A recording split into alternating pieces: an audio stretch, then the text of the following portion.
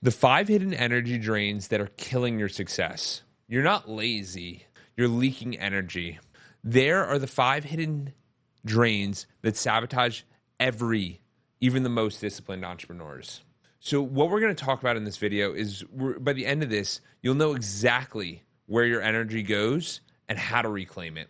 And the 5 topics, the 5 areas we're going to discuss on are digital overwhelm, toxic relationship and energy vampires, poor boundaries and overcommitment, decision fatigue and mental clutter, and physical neglect and poor recovery. So let's dive in. Digital overwhelm. How many of us are getting text, emails, Snapchats, Instagram, YouTube recommendations, Netflix recommendations, your son calling you, your daughter calling you? How many of us are dealing with it? And there's a point where it goes, this is too much. I can't do this anymore. And you start to realize that you're getting overwhelmed because we actually lose 40% of our efficiency when we're jumping from technology, from tab to tab to tab to tab without completing the proper task. So what ends up happening is we lose efficiency, we lose energy, and we lose confidence in ourselves that we can complete tasks. So I want you to start setting up times for yourself where we set allocations of no more notification-free time. So, for example, when I'm prepping for these, I write down, I have my whole system, I have my structure, so I work on it an hour before in the morning. Then I come to the studio, I have it set up where I can reference if needed, and then I dive in. And the truth is here, guys, if you don't set up systems, then you're going to be bothered nonstop. Like, I don't even have my phone on me right now because I need to be focused on this task at hand, and I can't keep thinking about 40 different things. So the best way to do it is focus on time where you are fully focused, fully immersed in the activity that you want to get done, and then put the phone to the side because most of the notifications can wait. The second thing is toxic relationships and energy vampires. How many of us have friends and maybe even family that take our energy in a very negative way? And what I mean by that is you might be a very positive person. You may be on the journey of trying to provide more value. And people around you are, we'll call them negative Nancy's. They're upset. They're always, something bad happens and you're always trying to cheer them up. And it just takes a lot of energy. And you start to realize, is this worth it? Is this what I want to be doing? Is this how I want to allocate my time? And you start to realize that there is a value on that, and it does take out a lot of energy. So I want us to start to become aware of how are we losing energy? How are we gaining energy? Where's the energy going? And we're going to dive into that a little bit further on. But I just want you to learn about the 5 sections first. So we got the digital overwhelm, the toxic relationship and energy vampire, and then we got poor boundaries and overcommitment. So what does that look like? I was doing a coaching for an insurance group, and we were talking about a similar concept of this, about energy and how to maintain it and keep it high. And what the girl said was very interesting. She was going through, she's overcome a lot with like rehab and the 12-step programs. And so she wanted to give back. What ended up happening is that she was actually giving back every single night. Every night she was running a session for the 12 steps virtually from 9:30 to 10:30 at night, every night. What she didn't realize is that she's been doing it for years, and it affected her sleep schedule. It affected herself. It wasn't allowing her to show up for her different opportunities. And she sat there and realized, I overcommitted and I need to make a change today. So I'm going to ask you, what are you overcommitted to? What is slowly stealing your energy? I have another one for that as well, where I actually have a spiritual mentor, a rabbi of mine that I stay connected with. And we would meet on Friday mornings, and it would be a 45-minute drive there and back. No, it was actually 20 minutes there, 25 minutes back. Yeah, so 45 minutes. We would study for like 30 minutes, maybe 40 minutes at best. So I'm literally spending the same time driving as I am doing the activity. So I started saying to him, I was like, hey, this is too much. Because I felt like I was doing it on Friday mornings, and then my whole morning was shot. And I was just tired because I felt like I was rushing so much that by the time I actually got to work, I felt behind. So I started saying to him that, hey, we got to find a different time because this is too much for me. And that's what we did. We switched to a different time. and it's been able to optimize my experience much, much more.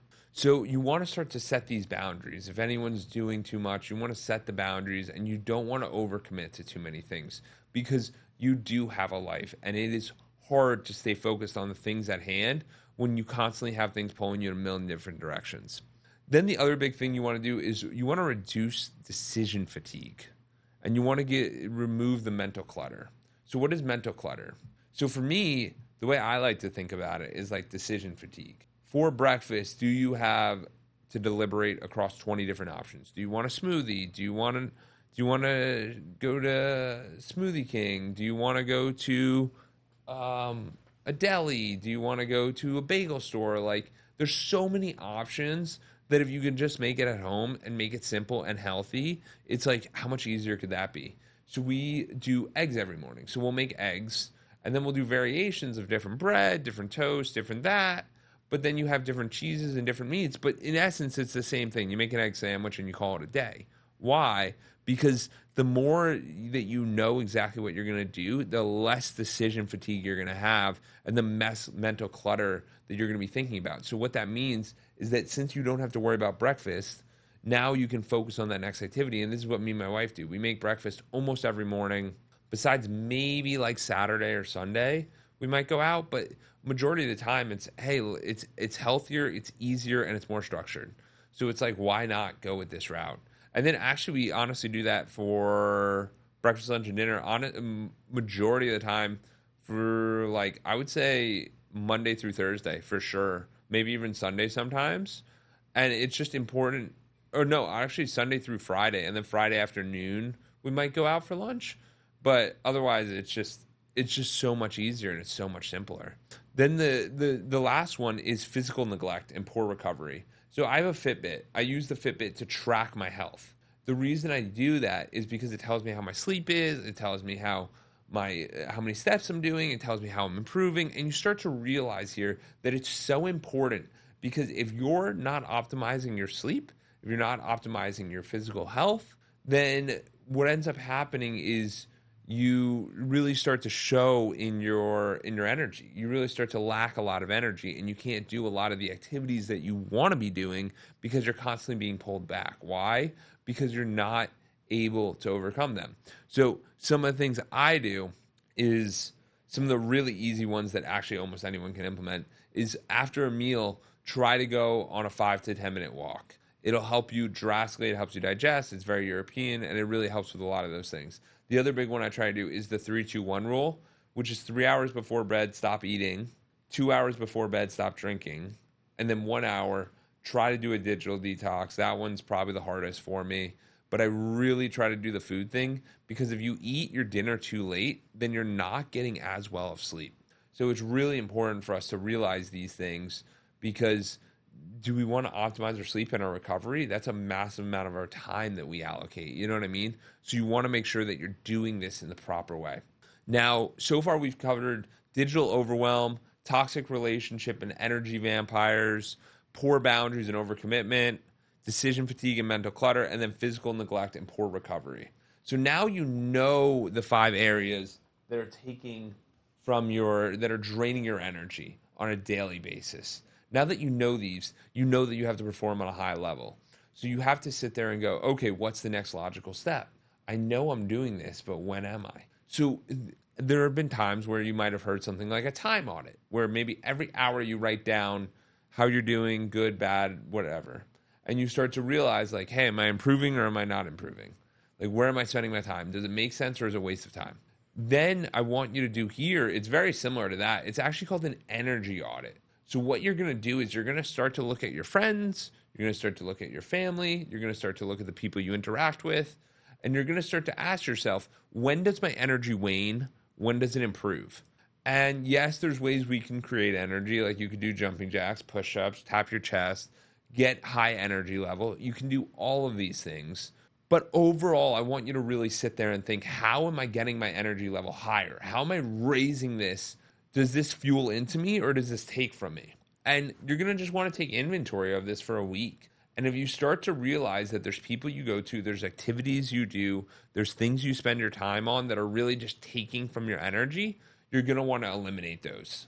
You're going to want to, or try to limit as much time on those as you can. I've done this several times where I sat there and I might do an activity. That's why I still do the podcast, honestly, because I did the podcast and I go, oh my God, I feel amazing. I love that. And you start to realize when things work and when things don't work. Because how many times have we done stuff and we just haven't seen the energy we want?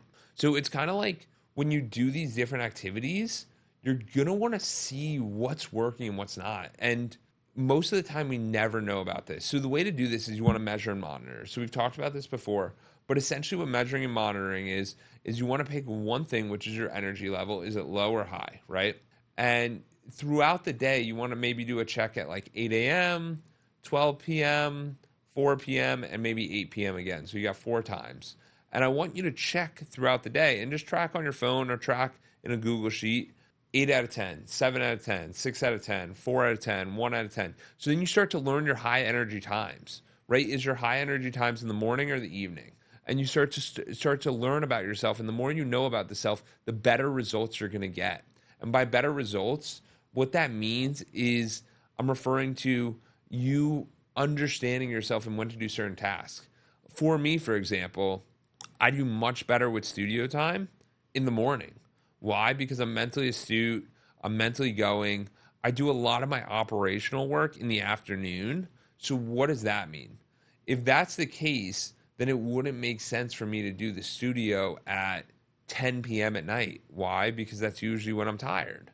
You know what I mean? We all have, obviously there's sometimes we can't and we don't have choices, but if you want to optimize your life and choose the things that you have control over, you should try to figure out when the best performing things are. The other thing about this is that I know that I this gives me energy. So when I go home, I have higher energy for the afternoon. So you want to figure out what these activities are that are bringing you energy and that are taking your energy. And you start to realize these things. And we talked about what the 5 are. And you want to just figure out how to really become aware of this. Because the more aware of this, the more energy you have, the more ability to accomplish things you're going to be able to do. It's going to be so incredible. And I'm looking forward to hearing about all your success and all your wins, because the truth is a lot of us are barely functioning. Like, a lot of people aren't going through life at a top level energy. And you can feel that. You can noticeably tell with people if they're low energy. Energy is a currency as well. There's obviously financial wealth, but there's also time wealth, location wealth, and energy wealth. And you see a lot of people as they get older, energy starts to wane, but you got to protect your energy like a soldier. So, for example, like one of the things you got to do is if you know someone's coming after your time or coming after your energy, meaning like, hey, let's go do this activity where you're going to stay out until 11 or 12 p.m. and you know you have to be up, or a.m., and you know you have to be up at 5 a.m., it's probably best to decline. You know what I mean? It's not a good or bad thing. It doesn't say that you don't care. It doesn't, none of that. It's just, hey, I have to protect myself because I have a lot going on as well. So as you start to do this, I want you to become hyper aware of where your energy flows and goes. Because the more energy you have, the more you can accomplish things. And the more we pay attention, the more energy comes from that. And when you're selling, people want to be around people with higher energy. Energy is just one of the best things you can do. And the more aware you are of it, the more you can create. So I hope these 5 energy killers are eliminated and your energy runs infinity, because that's the truth. You have an unlimited amount of energy. It's a resource that you can create at any moment, and you just have to utilize the tools and focus on building that muscle. So if you guys want to dive any further, book a complimentary coaching call with me, DM me, shoot me an email at jordan@edwards.consulting, and I look forward to speaking with you and can't wait and keep clocking in.